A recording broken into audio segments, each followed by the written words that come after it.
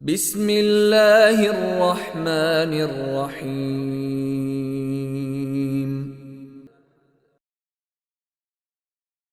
بسم اللہ الرحمن الرحیم۔ میں شروع کرتی ہوں اللہ کے نام سے جو بڑا مہربان نہایت رحم کرنے والا ہے۔ کل کہہ دیجئے، ہوا وہ، اللہ اللہ، احد ایک، اللہ اللہ، صمد بے نیاز، لم یلد نہ اس نے جنا، ولم یولد اور نہ وہ جنا گیا، ولم یکن اور نہیں ہے، لہو اس کا، کفواً ہمسر، احد کوئی۔ قل ھو اللہ احد، اس کی ترکیب کئی طرح سے کی گئی ہے، زیادہ واضح دو ہیں۔ نمبر 1، ھو مبتدا ہے، لفظ اللہ پہلی خبر اور احد دوسری خبر۔ معنی یہ ہوگا کہ ہمارے جس رب کا نسب پوچھ رہے ہو وہ اللہ ہے، وہ ایک ہے۔ کائنات کے خالق اور پروردگار کے بے شمار ناموں میں سے لفظ اللہ بطور علم یعنی اصل نام کے طور پر استعمال ہوتا ہے، باقی نام اس کی کسی نہ کسی صفت کے طور پر استعمال ہوتے ہیں۔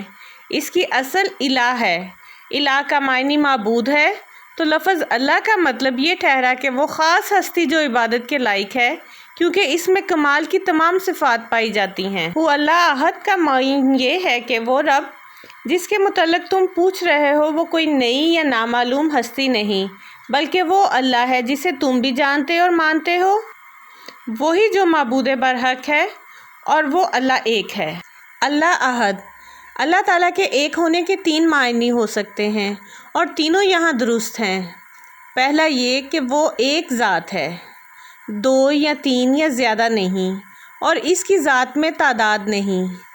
دوسرا یہ کہ وہ معبود برحق ہونے میں اکیلا ہے، اس کا کوئی ثانی یا شریک نہیں، اور تیسرا یہ کہ وہ ایک ہے، اس کی تقسیم نہیں ہو سکتی اور نہ وہ ٹکڑے ٹکڑے ہو سکتا ہے۔ اس ایک ہی آیت سے اللہ تعالیٰ کے ساتھ کسی بھی قسم کا شریک بنانے والوں کی تردید ہو گئی، خواہ وہ مجوس یعنی آتش پرست ہوں جو 2 خلاق مانتے ہیں، ایک خیر کا خالق یعنی یزدان اور دوسرا شر کا خلاق یعنی اہرمن، خواہ تثلیت یعنی 3 خداؤں کو ماننے والے ہوں، خواہ ہندو ہوں جو کروڑوں دیوتاؤں کو خدائی میں حصہ دار مانتے ہیں، اور خواہ وہ وحدت الوجود کے قائل ہوں جو ہر چیز ہی کو اللہ مانتے ہیں، کیونکہ اگر ہر چیز ہی اللہ ہے یا ہر چیز میں اللہ ہے تو اللہ ایک تو نہ رہا، جبکہ اللہ تعالیٰ کا تعارف یہی ہے کہ وہ ایک ہے، اس میں تعداد اور کثرت نہیں۔ اس طرح ان لوگوں کے عقیدہ کی بھی تردید ہوگی جو اللہ کے علاوہ کسی کو عالم الغیب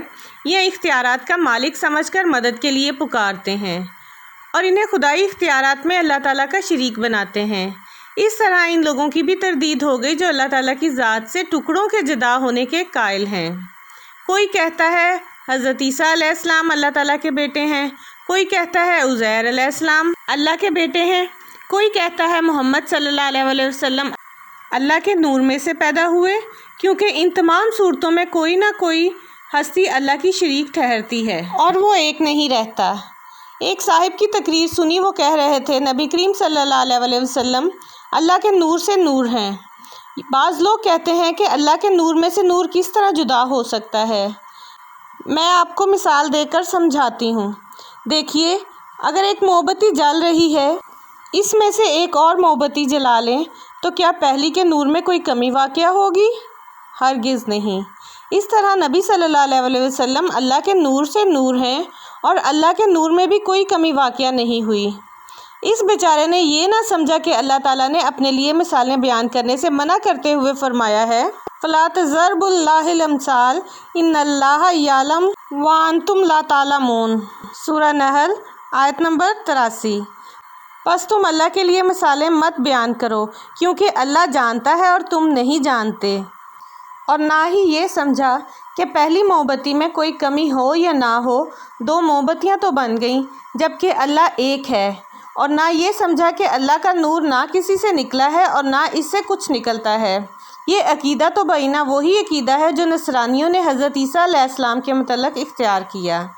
اس طرح اللہ احد سے ان لوگوں کی بھی تردید ہو گئی جو کہتے ہیں کہ بندہ جب زیادہ عبادت کرتا ہے تو اللہ تعالیٰ اس میں اتر آتا ہے، پھر وہ اللہ ہی بن جاتا ہے۔ اور دلیل میں صحیح بخاری کی وہ حدیث پیش کرتے ہیں جس میں اللہ تعالیٰ کا فرمان نقل ہوا ہے کہ میں اس کا کان بن جاتا ہوں جس سے وہ سنتا ہے، اس کی آنکھ بن جاتا ہوں جس سے وہ دیکھتا ہے۔ ان لوگوں نے سورہ خلصہ پر غور نہ کیا کہ اس صورت میں اللہ ایک تو نہ رہا، جبکہ اس کا سب سے پہلا تعارف ہی یہ ہے کہ وہ ایک ہے، اور نہ اس حدیث کے آخر پر غور کیا جس میں واضح الفاظ میں ہے کہ اللہ تعالیٰ فرماتے ہیں کہ میرا وہ بندہ اگر مجھ سے مانگے تو میں اسے دوں گا، اور اگر مجھ سے پناہ طلب کرے تو میں اسے پناہ دوں گا۔ اگر من تشدم تو من شدی کے مطابق اللہ اور بندہ ایک ہو گئے تو پھر مانگے گا کون اور دے گا کون؟ پناہ مانگنے والا کون ہوگا اور دینے والا کون ہوگا؟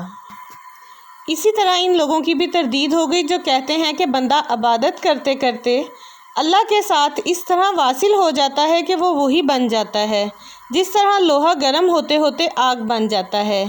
اس غلطی کی بنیادی وجہ ہی اللہ تعالیٰ کے لیے مخلوق کی مثالیں بیان کرنا ہے، جبکہ اللہ تعالیٰ نے اس سے منع فرمایا ہے۔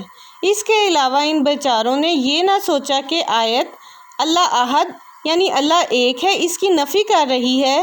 بندہ تو اللہ سے الگ ایک ذات ہے، مخلوق اور خالق دو ہیں، ایک نہیں، جبکہ اللہ تعالیٰ ایک ہے، دو ایک کیسے بن گئے؟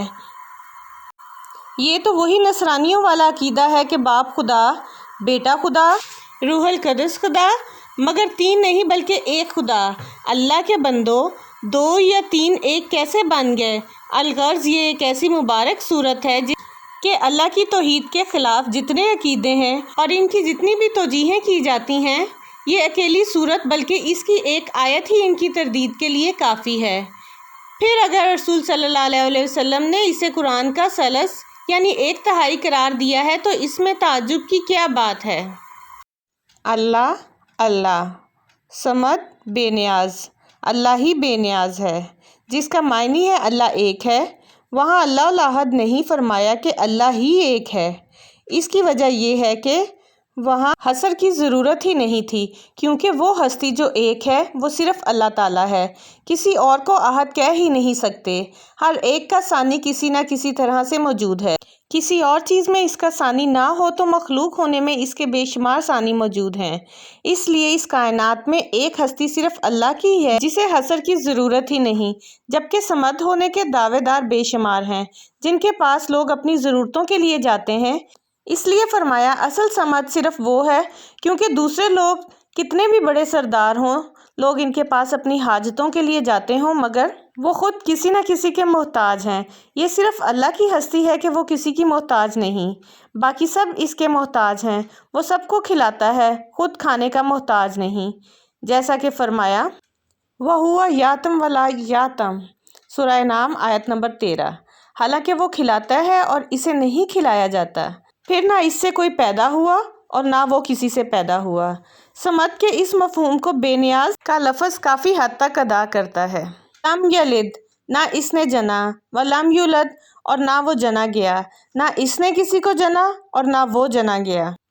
لم یلد ولم یولد، نہ اس نے کسی کو جنا اور نہ کسی نے اس کو جنا۔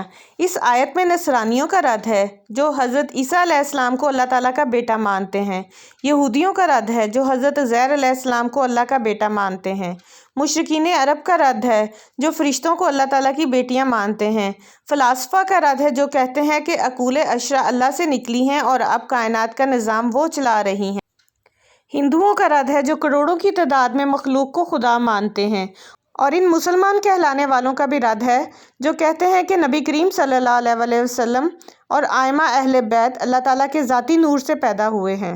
اللہ تعالیٰ نے قرآن مجید میں اپنے لیے اولاد کی نفی کے بہت سے دلائل بیان فرمائے ہیں۔ ان میں سب سے واضح 4 ہیں۔ پہلی دلیل یہ ہے کہ اولاد لازماً باپ کی جنس سے ہوتی ہے، جبکہ اللہ تعالیٰ کی کوئی جنس ہی نہیں۔ اس آیت میں اسی دلیل کی طرف اشارہ ہے۔ سورہ مائدہ کی آیت نمبر 80 میں اللہ تعالیٰ نے فرمایا ہے، نہیں ہے مسیح ابن مریم مگر ایک رسول، اس سے پہلے کئی رسول گزر گئے اور اس کی ماں صدیقہ ہے، وہ دونوں کھانا کھایا کرتے تھے۔ یعنی مسیح ابن مریم علیہ السلام سے پہلے کئی رسول گزرے، وہ پہلے نہیں تھے، پھر پیدا ہوئے، وہ حادث تھے، جبکہ اللہ تعالیٰ ہمیشہ سے ہے۔ باپ اور اولاد کی جنس ایک ہوتی ہے، جبکہ اللہ تعالیٰ ہمیشہ سے ہے اور عیسیٰ علیہ السلام حادث ہیں۔ اسی طرح اللہ تعالیٰ کھاتا نہیں اور وہ دونوں کھاتے تھے۔ جنس ایک نہ رہی تو اولاد کیسے بن گئی؟ دوسری دلیل یہ کہ والد اولاد اس لیے حاصل کرتا ہے کہ وہ اس کا محتاج ہوتا ہے اور اللہ تعالیٰ کو کسی کی کوئی حاجت نہیں۔ اس آیت میں یہی فرمایا ہے۔ قالوا اتخذ اللہ ولدا سبحانہ الغنی، سورہ یونس آیت نمبر 68۔ انہوں نے کہا کہ اللہ نے اولاد پکڑی ہے، وہ پاک ہے، وہی تو غنی ہے، یعنی وہی تو ہے جو غنی ہے، جسے کسی کی حاجت نہیں، وہ اولاد کیوں بنائے گا؟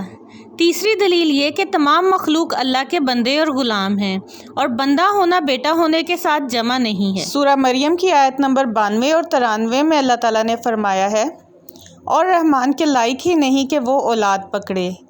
آسمانوں میں اور زمین میں جو کوئی بھی ہے رحمان کے پاس بندہ یعنی غلام بن کر آنے والا ہے۔ یعنی رحمان کی اولاد کس طرح ہو سکتی ہے، جبکہ زمین و آسمان میں جو کوئی بھی ہے وہ رحمان کے پاس غلام اور بندہ بن کر پیش ہونے والا ہے۔ بیٹا ہو اور غلام بھی ہو، ممکن ہی نہیں۔ چوتھی دلیل یہ کہ اولاد اسی کی ہوتی ہے جس کی بیوی ہو، اور اللہ تعالیٰ کی بیوی ہی نہیں تو اولاد کیسے ہوگی؟ اللہ تعالیٰ نے سورہ انعام کی آیت نمبر 101 میں فرمایا ہے، اس کی اولاد کیسے ہوگی جبکہ اس کی بیوی ہی نہیں۔ حضرت ابو ہریرہ نے فرمایا کہ اللہ تعالیٰ نے فرمایا ہے، ابن آدم نے مجھے جھٹلا دیا حالانکہ یہ اس کا حق نہ تھا، اور اس نے مجھے گالی دی حالانکہ یہ اس کا حق نہیں تھا۔ اس کا مجھے جھٹلانا تو اس کا یہ کہنا ہے کہ جس طرح اس نے مجھے پہلی مرتبہ پیدا کیا ہے دوبارہ نہیں بنائے گا، حالانکہ پہلی دفعہ پیدا کرنا مجھے دوبارہ بنانے سے آسان نہیں ہے۔ اور اس کا مجھے گالی دینا یہ ہے کہ وہ کہتا ہے اللہ نے اولاد بنائی ہے، حالانکہ میں احد ہوں، صمد ہوں، میں نے نہ کسی کو جنا نہ کسی نے مجھے جنا، اور نہ ہی کوئی میرے برابر کا ہے۔ وَلَمْ يُلَدْ، اور وہ جنا نہیں یا کسی نے اس کو جنا نہیں، اس کا کوئی باپ نہیں ہے۔ یہ ان لوگوں کے سوال کا جواب ہے جنہوں نے کہا تھا کہ میں اپنے رب کا نسب بیان کیجیے، کیونکہ جو پیدا ہوگا وہ حادث ہوگا، ہمیشہ سے نہیں ہوگا، اور اللہ تعالیٰ تو ہمیشہ سے ہے۔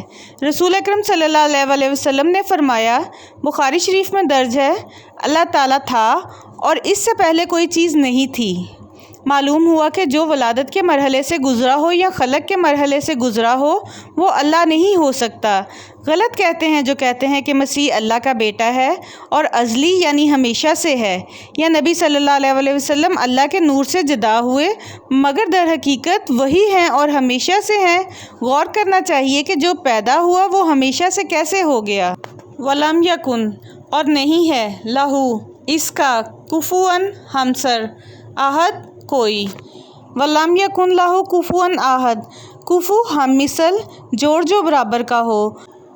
قُلْ هُوَ اللَّهُ احد کہنے سے اولاد اور کفو کی خود بخود نفی ہو جاتی ہے، مگر ان کو پھر بھی الگ سے ذکر فرمایا، جیسا کہ سورہ بقرہ کی آیت 98 میں اللہ تعالیٰ نے فرمایا ہے، وہ شخص اللہ اور اس کے فرشتوں اور اس کے رسولوں اور جبریل اور میکائیل کا دشمن ہو تو بلا شبہ اللہ سب کافروں کا دشمن ہے۔ اس آیت میں ملائکہ میں شامل ہونے کے باوجود جبریل اور میکائیل کو الگ ذکر فرمایا ہے۔ اس کا پہلا فائدہ یہ ہے کہ دوبارہ ذکر کر کے اس کی طرف خاص توجہ دلانا مقصود ہوتا ہے، اور دوسرا یہ کہ اس سے مزید وضاحت اور تفصیل ہو جاتی ہے۔ ممکن ہے ایک شخص کو صرف قُلْ هُوَ اللَّهُ احد کہنے سے ان دونوں باتوں کی طرف توجہ ہی نہ ہوتی، یا توجہ ہوتی بھی تو وہ اتنی وضاحت سے نہ سمجھ سکتا جتنی وضاحت سے وہ انہیں الگ ذکر کرنے سے سمجھا ہے۔ علم بلاغت میں اسے تجرید کہتے ہیں۔ رسول صلی اللہ علیہ وسلم نے اس سورہ کو قرآن کا ثلث قرار دیا ہے۔ یہ قرآن کا ثلث کس طرح ہے؟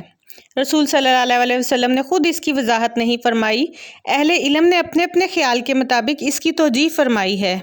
بعض نے اس سے مراد ثواب لیا ہے، بعض نے فرمایا قرآن مجید کے 3 ثلث ہیں، ایک ثلث احکام، دوسرا وعد و وعید، اور تیسرا اسماء و صفات ہے، اور اس صورت میں اسماء و صفات بیان ہوئے ہیں۔ بعض نے اللہ تعالیٰ کی معرفت، آخرت کی معرفت اور صراط مستقیم کو قرار کے 3 ثلث قرار دے کر اللہ تعالیٰ کی معرفت کو اس صورت کا موضوع قرار دیا ہے۔ بعض نے توحید، رسالت اور آخرت کو 3 حصے قرار دیا اور اس صورت کو توحید کے جامعہ ہونے کی وجہ سے ثلث قرآن قرار دیا ہے۔ یہ اختلاف خود اس بات کی دلیل ہے کہ ہر ایک نے اپنے ذہن سے ایک بات سوچی ہے۔ رسول صلی اللہ علیہ وسلم سے اس کی کوئی وضاحت نہیں آئی، ورنہ سب اس پر متفق ہو جاتے۔ اس لیے بہتر یہی ہے کہ اس بات پر ایمان رکھا جائے کہ یہ سورت قرآن کے ثلث کے برابر ہے، اور یہ بات اللہ کے سپرد کر دی جائے کہ ثلث کے برابر کس طرح ہے۔ رسول صلی اللہ علیہ وسلم صبح کی سنتوں میں قل یا ایھا الکافرون اور قل ھو اللہ احد پڑھا کرتے تھے۔ قل یا ایھا الکافرون توحید عملی کی جامعہ ہے کہ میں اللہ کے علاوہ کسی کی عبادت نہ کرتا ہوں اور نہ کروں گا، اور نہ ہی یہ ممکن ہے کہ میں کسی اور کی عبادت کروں۔ اور سورہ اخلاص یعنی قل ھو اللہ احد توحید علمی کی جامعہ ہے کہ اللہ کے متعلق عقیدہ اور علم کیا ہونا چاہیے۔ زاد المعاد کسی بھی قسم کے شر سے اللہ تعالیٰ کی پناہ مانگنے کے لیے سورہ فلق اور سورہ ناس جیسی کوئی چیز نہیں۔ ان صورتوں میں تمام جسمانی و روحانی آفات سے بچانے اور انہیں دور کرنے کی زبردست تاثیر موجود ہے۔ رسول اکرم صلی اللہ علیہ وسلم نے ان دونوں صورتوں کی بہت فضیلت بیان فرمائی ہے، خصوصاً پناہ کے باب میں ان کو بے مثل قرار دیا ہے۔ ابو سعید خدری رضی اللہ تعالیٰ عنہ بیان کرتے ہیں، معوذتین نازل ہونے سے پہلے رسول اکرم صلی اللہ علیہ وسلم جنوں سے اور انسان کی نظر سے پناہ مانگا کرتے تھے۔ جب معوذتین اتری تو آپ نے ان دونوں کو معمول بنا لیا اور ان کے علاوہ سب کو چھوڑ دیا۔ عقبہ بن عامر رضی اللہ تعالیٰ عنہ سے روایت ہے کہ انہوں نے رسول اکرم صلی اللہ علیہ وسلم سے معوذتین کے متعلق پوچھا۔ عقبہ فرماتے ہیں کہ ہم نے یہ سوال کیا تو رسول صلی اللہ علیہ وسلم نے ہمیں ان دونوں صورتوں کے ساتھ صبح کی جماعت کروائی۔ اس سے یہ معلوم ہوا کہ ان کا نام معوذتین معروف تھا، اور یہ بھی معلوم ہوا کہ آپ نے لمبی صورتوں کی جگہ انہیں کافی قرار دیا۔ حضرت عائشہ رضی اللہ تعالیٰ عنہ فرماتی ہیں، رسول اکرم صلی اللہ علیہ وسلم ہر رات جب بستر پر آتے تو دونوں ہتھیلیوں کو جمع کرتے، پھر ان میں پھونکتے، دونوں میں قل ھو اللہ احد، قل اعوذ برب الفلق اور قل اعوذ برب الناس پڑھتے، پھر دونوں ہتھیلیوں کو اپنے جسم پر جہاں تک ہو سکتا پھیرتے۔ پھیرنے کی ابتدا سر، چہرے اور جسم کے سامنے والے حصے سے کرتے۔ آپ اس طرح 3 مرتبہ کرتے۔ حضرت عائشہ رضی اللہ تعالیٰ عنہ سے ہی روایت ہے، رسول صلی اللہ علیہ وسلم جب بیمار ہوتے تو آپ اپنے آپ پر معوذات پڑھ کر پھونکتے تھے۔ جب آپ کا درد بہت بڑھ گیا تو میں آپ پر پڑھتی اور آپ ہی کا ہاتھ اس ہاتھ کی برکت کی امید سے آپ کے جسم پر پھیرتی تھی۔ ان احادیث سے معلوم ہوا کہ ان تینوں صورتوں کو مذکورہ اوقات میں روزانہ پڑھنا چاہیے۔ یہ ہر قسم کی روحانی اور جسمانی بیماریوں سے بھی محفوظ رکھتی ہیں، اور جن و انس میں سے شیاطین کے شرور و آفات سے بھی اللہ کی پناہ میں رکھتی ہیں۔ تنبیہ: جب ہم اعوذ باللہ من الشیطان الرجیم یا معوذات پڑھتے ہیں تو ان کے ذریعے سے اللہ تعالیٰ کی پناہ مانگنے کا مطلب یہ نہیں کہ صرف زبان سے یہ کلمات ادا کر دیے جائیں، بلکہ ضروری ہے کہ وہ تمام خیالات، واحشات اور اعمال ترک کرنے کی کوشش کی جائے جو شیطان کو پسند ہیں۔ جس طرح کسی شخص پر کوئی درندہ حملہ آور ہو تو اس کا صرف یہ کہنا کافی نہیں کہ میں فلاں قلعہ میں پناہ لیتا ہوں، بلکہ اسے اس قلعہ میں پہنچنے کی جدوجہد بھی کرنا ہوگی۔ اسی طرح دشمن کے حملے سے اللہ کی پناہ طلب کرنے والے اور اس پر فتح و نصرت کی دعا کرنے والے کے لیے پناہ اور دعا کے الفاظ ہی منہ سے ادا کرنا کافی نہیں، بلکہ دشمن کے خلاف تیاری میدان میں نکلنا اور قتل و قتال کے لیے تیار رہنا بھی ضروری ہے۔ اس کے ساتھ دعا بھی کی جائے تو واقعی اللہ تعالیٰ کی پناہ بھی حاصل ہوتی ہے اور اس کی حفاظت بھی۔ اسی طرح اگر کوئی شخص عملاً تو ہر بات میں شیطان الانس و جن کی پیروی کرے مگر منہ سے اللہ تعالیٰ کی پناہ طلب کرتا رہے تو یہ پناہ طلب کرنا اسے شیاطین سے اور ان کے وسوسوں سے نہیں بچا سکتا۔ اس کی ایک جامعہ مثال یہ ہے کہ لا الہ الا اللہ کہنے والا شخص یقیناً جنت میں جائے گا، اس پر جہنم کی آگ حرام ہے، مگر کیا صرف یہ الفاظ ادا کرنے سے جہنم سے اللہ تعالیٰ کی پناہ میں چلے جاتا ہے؟